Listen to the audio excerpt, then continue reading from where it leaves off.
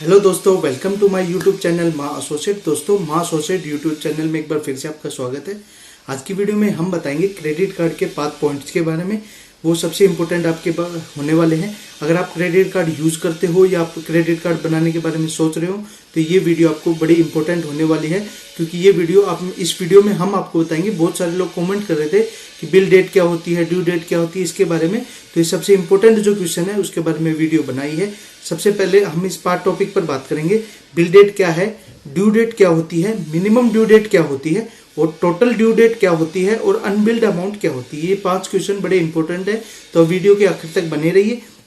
Step by step आपको इन 5 का जवाब देंगे। बहुत सारे लोग कह रहे थे सर मिनिमम ड्यू करने से क्या होगा, क्या मेरे सिविल स्कोर खराब होगा, क्या मेरे इससे क्या इफेक्ट होगा। तो मैंने ये सोचा कि क्यों ना एक वीडियो में सारे टॉपिक क्लियर करा दे। खाली मिनिमम ड्यू डेट क्या है, बिल डेट क्या होती है, ड्यू डेट क्या होती है, अगर मिनिमम पेमेंट करेंगे तो हमारे क्या नुकसान हो सकते हैं, अनबिल्ड अमाउंट क्या होती है, हमने पैसा यूज किया बिल में नहीं जुड़ा तो क्या अगले बिल में जुड़ेगा।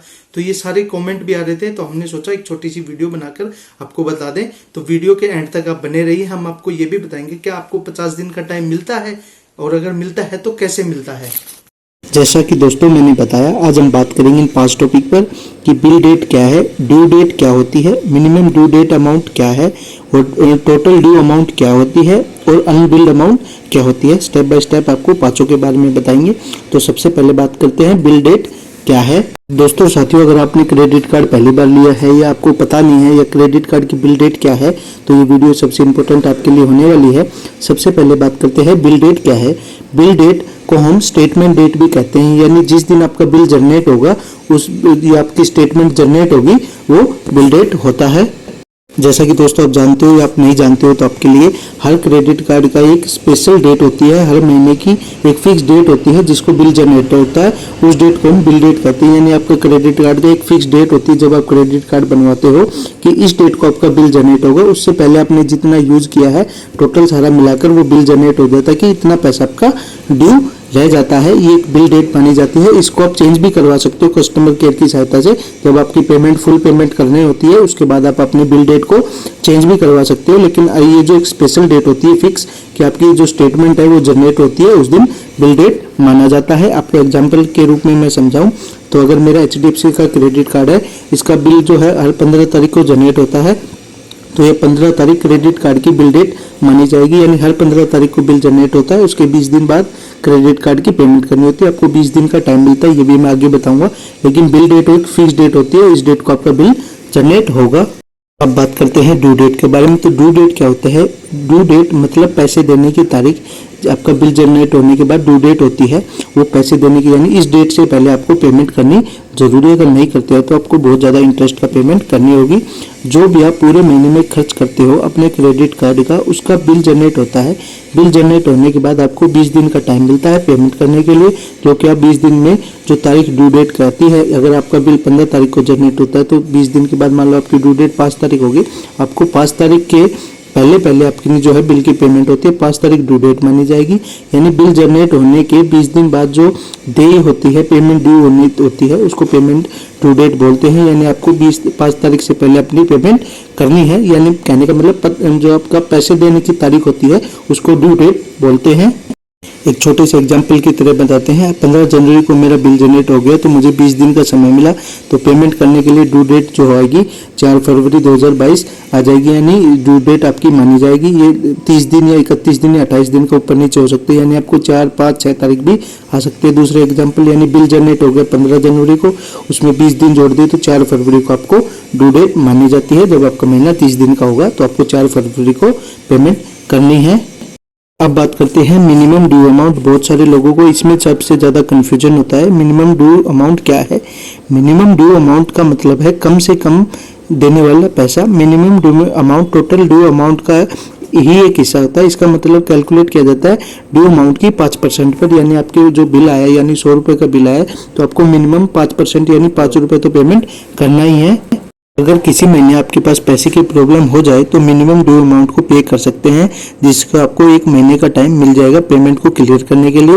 लेकिन इसमें आपको इंटरेस्ट के साथ लेट फाइलिंग फीस चार्ज भी आपको लगेगी, यानी आपको इंटरेस्ट के साथ आपकी लेट फाइलिंग फीस चार्ज से आप बच जाएंगे, लेकिन फिर भी आपको इंटरेस्ट तो चार्ज किया जाएगा क्योंकि आपने जो पैसा यूज किया है। हाँ, उसके आपके सिविल स्कोर पर थोड़ा कम इफेक्ट पड़ेगा, सिविल स्कोर ज़्यादा कम नहीं होगा, लेकिन आपको इंटरेस्ट की तो पेमेंट करनी पड़ जाएगी, लेकिन आपको ज़्यादा चार्जेस से बच जाएगी। अगर आप किसी से उधार लेके पेमेंट करोगे तो उसकी बजाय आप इससे कर सकते हो, किसी से मांगना भी नहीं है, लेकिन आपको थोड़ा इंटरेस्ट और लेट फाइलिंग फीस नहीं लगेगी, लेकिन इंटरेस्ट तो लगभग आपको लग ही जाएगा। अब बात करते हैं total due amount. Total due amount क्या होती है? टोटल ड्यू अमाउंट का मतलब पूरे ही देने वाले पैसे, यानी आपका जो बिल जनरेट हुआ है उसके बाद जो टोटल आपका जो आपने यूज किया है बिलिंग साइकिल में उसकी पूरी पेमेंट करना। जो भी आप अपने क्रेडिट कार्ड से खर्च करते हैं बिलिंग साइकिल के दौरान, उसका जो भी बिल आता है ड्यू डेट के अनुसार वो सारा पैसा आपको पेमेंट करना, और उस जो है डेट से पहले आपको पेमेंट करना टोटल ड्यू अमाउंट कहलाता है। यानी अगर आपने पिछले महीने 100 रुपये की जैसे परचेज की, बिलिंग साइकिल आपका 100 रुपये बन गया, तो आपको 100 रुपये की फुल पेमेंट करना टोटल ड्यू अमाउंट कहलाता है। एक छोटे से एग्जाम्पल के माध्यम से समझाते हैं। टोटल ड्यू अमाउंट मतलब पूरे ही देने वाले पैसे।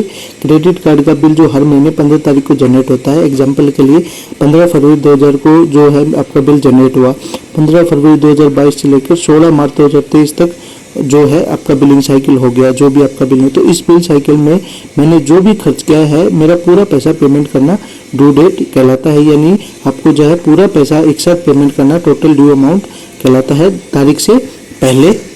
दोस्तों साथियों, ये सबसे इम्पोर्टेंट है अनबिल्ड अमाउंट। अनबिल्ड अमाउंट क्या होती है? अनबिल्ड अमाउंट का मतलब जो बिल या स्टेटमेंट में ऐड होके नहीं आया है। अगर आपने बिल जनरेट होने के बाद अपने क्रेडिट कार्ड से ट्रांजैक्शन करते हो और अगला बिल जब जनरेट नहीं हुआ तो इस बीच के ट्रांजैक्शन को अनबिल्ड अमाउंट में गिना जाता है। फॉर एग्जांपल, मान लो आपका बिल जनरेट हुआ 15 तारीख को और अगला बिल भी जनरेट होगा 15 तारीख को ही, तो 18/3/2022 में मैंने जो 15,000 का जो ट्रांजेक्शन किया था उसका बिल जनरेट होने की वजह से टाइम अभी है, तो 15,000 का जो है अनबिल्ड अमाउंट में माना जाती है। यानी आपने यूज तो कर लिया क्रेडिट कार्ड को, लेकिन अभी उसका जो है बिल जनरेट नहीं हुआ है। यानी आपको फॉर एग्जांपल एक तरीका ये पता है, 15 तारीख को बिल जनरेट होता है और 15 तारीख को शाम को आपने कोई 5,000 का यूज कर लिया, तो वो बिल जनरेट होने में बच भी सकता है।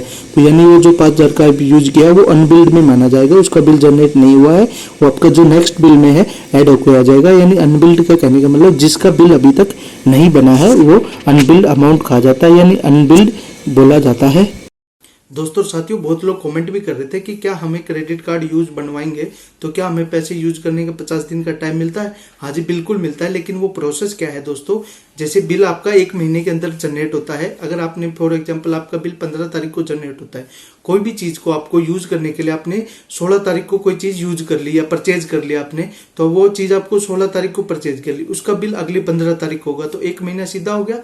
और जो 15 तारीख को यूज किया बिल जो जनरेट हुआ उसके 20 दिन आपको पेमेंट करने के लिए मिलते हैं। यानी फॉर एग्जांपल आपको टोटल जोड़ोगे तो 50 दिन का हो जाएगा। लेकिन आप अगर 16 तारीख को यूज करते हैं, अगर उसी को 14 तारीख को यूज करेंगे तो आपको जो है पैसा जो यूज करने का 20 दिन का ही टाइम मिला। तो फॉर एग्जांपल 50 दिन का ऐसे होता है कि आप एक दिन बाद जैसे बिल 15 को जनरेट आपने 16 को ही परचेज कर लिया तो आपको पूरे 50 दिन का समय मिलेगा। ये वो लोग करते हैं जिनके पास 5-6 कार्ड होते हैं, ड्यू डेट अलग अलग होती है, जैसे आज इसका बिल हुआ उस अगले दिन उसी से परचेज कर लेंगे, तो इस हिसाब से उनको पूरे 50 दिन का समय मिलता है। वैसे अगर आपको 14 तारीख को कोई चीज परचेज की तो उसके लिए आपको 20 दिन का ही समय मिलेगा। तो ऐसा नहीं है कि एकदम से 50 का, वो ऐसे प्रोसेस से 50 दिन का समय मिलता है, लेकिन पैसा जो है 50 दिन के लिए आप यूज करते हो, ये बात बिल्कुल सही है। तो ऐसे उसको 50 दिन का समय मिलता है। तो दोस्तों यही थी हमारे आज की छोटी सी जानकारी। आपको ये जानकारी कैसी लगी हमें कमेंट बॉक्स में जरूर बताएं, और चैनल पर पहली बार आए तो चैनल को सब्सक्राइब जरूर करें। जय हिंद, जय भारत, धन्यवाद।